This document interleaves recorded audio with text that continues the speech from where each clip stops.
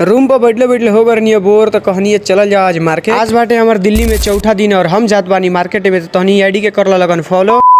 तो हमार नाम बाटे सिराज और हम बनी बिहार से। तो आज हम जात बानी मार्केट में काहे कि हमरा रूम पर के हो गइल बा राशन खत्म। तो हम जाता नहीं राशन लियावे खातिर मार्केट में। थोड़ा देर सफर कइला के बाद हम पहुंच गइनी मार्केट में। तो मार्केट में पहुंचला के बाद सबसे पहले हम गइनी मसाला के दुकान पर काहे कि हमरा रूम पर के मसाला भी खत्म हो गइल बा। तो सबसे पहले हम मसाला ले लेनी और मसाला लेवे खातिर हमनी आइल बनी सन आज रूम पर के 5 आदमी। वहाँ से मसाला लेके हमनी चल गइनी सन आलू प्याज के दुकान पर। तो वहाँ से 5 किलो आलू और 5 किलो प्याज। यहाँ से हमनी आलू प्याज वजन करा के चल गइनी सन दाल के दुकान पर। तो चाचा जी दाल बहुत फ्रेश बेचत रहनी। तो यहाँ हमनी 1 किलो दाल लेके चल गई सन चिकन के दुकान पर। यहाँ से हमनी चिकन लेके चल देनी सन रूम पर। तो आज के ब्लॉग यहाँ तक मिलता नहीं। तो हमनी से हम अगला वीडियो में वीडियो को लाइक शेयर कर।